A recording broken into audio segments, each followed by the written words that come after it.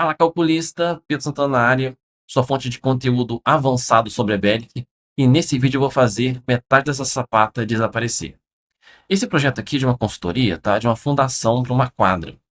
É uma situação em que a gente tem pouca carga vertical e muito momento fletor. Aqui a carga vertical máxima para a sapata S1 que eu estava mostrando foi da ordem de 34 kN e o momento máximo foi da ordem de 72 kN vezes metro. Ou seja, numericamente falando, o momento fletor foi muito maior do que a carga vertical. Para essa sapata aqui, o Weber calculou as dimensões em planta de 2,40 por 2,60 e a altura de 70 centímetros. Isso num solo com resistência de 200 kN por metro quadrado. E aí fica aquela dúvida, será que realmente eu preciso de uma sapata desse tamanho todo para essa situação? Vamos perguntar isso para a Eberic. Eberic, tem como eu fazer uma sapata menor aqui? E o Eberic responde, tem como diminuir a sapata sim. E eu pergunto de volta, tá, mas por que você não fez ela menor então? E o Eberic responde, é por conta do seguinte, quando eu trabalho com sapatas, por padrão, o que eu faço é trabalhar com os balanços iguais, tá? Então, nas duas direções aqui, eu vou forçar o mesmo balanço na hora de determinar as dimensões da sapata. E essa, geralmente, é a solução mais econômica para edificações usuais, aquelas em que a carga vertical é predominante em relação ao momento. Para esse caso particular aqui, em que o momento fletor foi predominante, né, o momento fletor aqui nessa direção, o ideal seria a gente fazer uma sapata que é comprida na direção do momento fletor, né, e estreita na outra direção, preferencialmente evitando passar a proporção além do 1 para 2. Bacana essa ideia. Então vamos testar aqui, tá? Vamos comparar, ó. Por enquanto, qual que é o volume da sapata? Ó? 2,40 por 2,60 por 0,70. Nós temos aqui 4,37 metros cúbicos. Eu vou então vir aqui e forçar uma sapata com uma medida maior na direção do momento. Vamos dizer aqui 3 metros.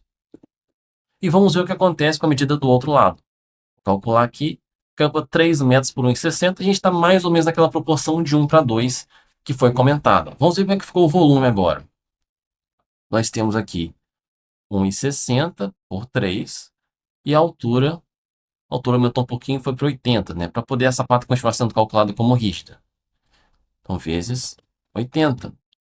Caiu para 3,84. Antes estava com 4,37. Então, a gente reduziu aqui 13% da sapata. Bom, já reduzimos, eu estou achando ela grande ainda. E eu pergunto, Beric, tem algo mais que a gente possa fazer aqui? A gente precisa realmente ainda dessa medida toda para esse sapato? E o Beric responde, não, dá para diminuir esse sapato mais ainda. E mais uma vez eu pergunto, por que você não reduziu ela mais? E o Beric me mostra, olha, vamos ver aqui o relatório de cálculo, tá? Repara que na sapata S1, nós temos a tensão máxima de compressão aqui da ordem de 60 kN por metro quadrado, sendo que o solo resiste 200. E a pressão mínima aqui ficou bem próximo de zero. Isso está acontecendo não só nessa, mas em todas as sapatas. Isso está acontecendo porque eu, Eberic, só calculo sapata que esteja com 100% da base comprimida. Então, eu forço as dimensões da sapata a ficarem grandes o suficiente para que as tensões nas 4 quinas sejam de compressão. No máximo aqui eu aceito uma das quinas com um pouquinho de tração, mas tem que ser muito pouco. Se der tração em 2 quinas, eu já logo dou erro de tombamento e cancelo aquele dimensionamento. Então essa sapata pode sim ficar menor, mas o cálculo dela vai ter que ser feito por fora manualmente. Tá bom então, Ebene, já que tem que ser feito manualmente, deixa que eu assumo daqui. Porque para esse caso aqui eu montei uma planilhazinha para poder a gente otimizar o cálculo dessa sapata. Eu vou disponibilizar essa planilha aqui na descrição do vídeo e vou explicar como preencher os dados. Mas antes vamos reparar aqui o que o Ebene nos contou. Toda vez que você abrir o relatório de sapata e você encontrar uma sapata aqui em que a tensão máxima está bem abaixo da tensão admissível e a tensão mínima está bem próximo de zero, é sinal de que essa sapata passaria com dimensões menores. Essa, inclusive, é uma das conferências que eu faço nos meus projetos com fundação em sapata. Inclusive agora, na próxima sexta-feira, dia 6 de setembro, eu vou estar lançando o meu curso de conferências de projeto no Eberic. Eu mostro todas as conferências que eu faço no cálculo das minhas estruturas. Mas voltando aqui para o vídeo, o que a gente pode fazer para poder otimizar mais essa sapata? Então, o que está acontecendo aqui que está impedindo a gente de fazer o dimensionamento otimizado dessa sapata no iBeric é que o momento efetor é tão grande que ele está fazendo com que a sapata tente tracionar o solo, tá? E com isso, a gente já viu que o iBeric só calcula a sapata que está com a base 100% comprimida. Então, ele vai aumentando o tamanho da sapata até conseguir anular essa tração. Então, para a gente conseguir fazer o cálculo otimizado, nós vamos ter que calcular utilizando formulações que permitam que apenas uma porcentagem da base da sapata fique comprimida. No caso, por norma, tem que ter pelo menos 2/3 da sapata comprimida. Eu não posso considerar menos do que isso, tá? Então, vamos lá. A gente tem duas formulações, as duas dentro da apostila do professor Paulo Bastos da Unesp. A primeira, para o caso que a gente tem momento efetor apenas em uma direção, tá? Um caso mais simples. E a segunda é para o caso de momento efetor nas duas direções simultaneamente, tá? Mas aqui já é mais complicado, a gente tem que usar esse aba. Como no nosso caso, eu tenho um momento efetor muito grande em uma direção, mas o momento é pequeno na outra, eu resolvi ignorar esse momento aqui e trabalhar como se a sapata estivesse atuando com o momento em apenas uma direção, tá? É uma simplificação aqui que vai dar pouca diferença porque o momento aqui ele é bem pequeno. Então eu vou gerar aqui relatório de esforço na fundação dessa sapata, só para poder confirmar aqui a direção do momento fletor. No caso aqui, o momento alto é o momento em x, de 72 kN vezes metro. O momento em y eu vou considerar zerado. E o esforço normal eu vou pegar 34 kN, tá?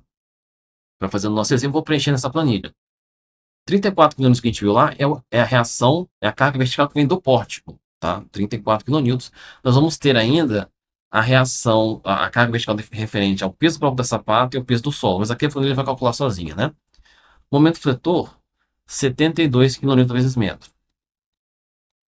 Peso específico do solo, aqui foi considerado peso específico de 16 kN por metro cúbico. Aqui, a altura do solo e a altura da sapata.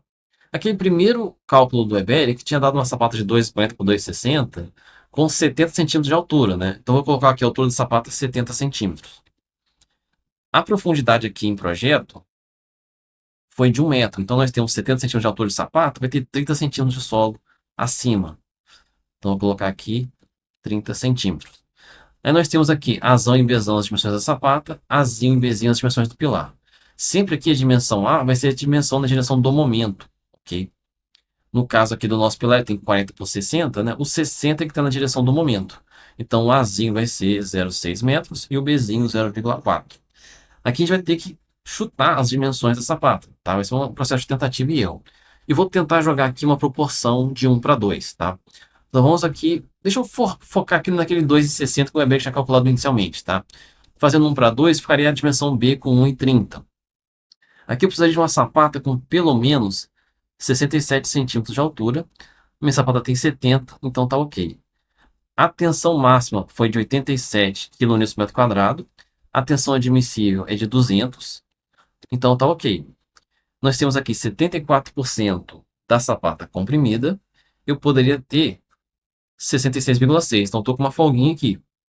E na verificação do tombamento, eu estou com o fator de segurança de 1,97 e o mínimo é 1,5. Também estou com uma folguinha aqui. Posso tentar diminuir um pouco essa sapata, né? Porque eu estou passando com folga. Vou jogar aqui, ó, 2,5 por 1,25. Sapata minha teria que ter 63. Eu estou com 70, tá ok. Poderia até jogar 65 ali.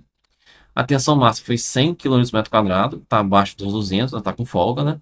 A porcentagem comprimida da sapata chegou no limite. Está justamente aqui no limite de 2/3. Então, eu não posso reduzir mais essa sapata, senão eu vou falhar aqui nessa verificação. E o tombamento está passando, está com fator de segurança de 1,80, né? Sendo que o limite mínimo é 1,50. Então, aqui cheguei nas dimensões mínimas que eu preciso para essa sapata. Se eu pegar aqui sapata de 1,25 por 2,50 por 70 de altura, eu tenho 2,18 metros cúbicos. Inicialmente, eu tinha 4,37. Se eu dividir isso aqui por 4,37, eu reduzi exatamente metade do tamanho dessa parte comprometida. Tá, eu já tenho as dimensões, tá? Mas e a armadura agora? Como é que eu faço? Porque o Eberic não vai aceitar essa sapata com 2,50 por 1,25. O que que dá para fazer? Vamos chamar o Eberic de volta. E aí, Eberic? tem como você dimensionar pra gente a armadura dessa sapata com as dimensões aqui de 1,25 por 2,50? E o Weber responde que tem, só precisa ser feito um ajuste. Repare que a sapata foi calculada considerando que ela tinha 2/3 da sua base comprimidos. Se for acrescentada aqui uma carga vertical fictícia, de modo que a sapata fique 100% comprimida com essas dimensões escolhidas, eu, Eberic, vou conseguir fazer o cálculo da armadura. No caso, essa armadura vai ser calculada para essa tensão aumentada aqui e não para a tensão real. Mas a tendência é que essa diferença aqui seja pequena. Inclusive, como as tensões na base da sapata são pequenas e as dimensões da sapata são muito grandes, a tendência, inclusive, é que em qualquer uma das duas tensões, que a armadura resultante seja a armadura mínima. Então, bela sacada, Eberic, e nós vamos fazer exatamente isso aqui. No caso, já deixei uma célula aqui calculando o quanto de carga a gente precisa acrescentar. Eu vou lançar essa carga dentro do pilar P1, aqui em adicional, menos 70 kN, e eu vou ter que reprocessar a estrutura para que essa nova carga seja considerada no cálculo da sapata. Ao finalizar o processamento aqui, a gente volta para a sapata e força nela as dimensões que a gente calculou. No caso aqui, em H, 2,50, eu deixo o Weber calcular a dimensão na outra direção, deu aqui 1,30, não bateu aquele 1,25 que eu queria, mas está bem perto aqui, a gente pode deixar 1,30 por 2,50 mesmo. E aí o Weber já calculou para a gente a sapata e vai nos dar aqui a armadura, que realmente passou para a armadura mínima.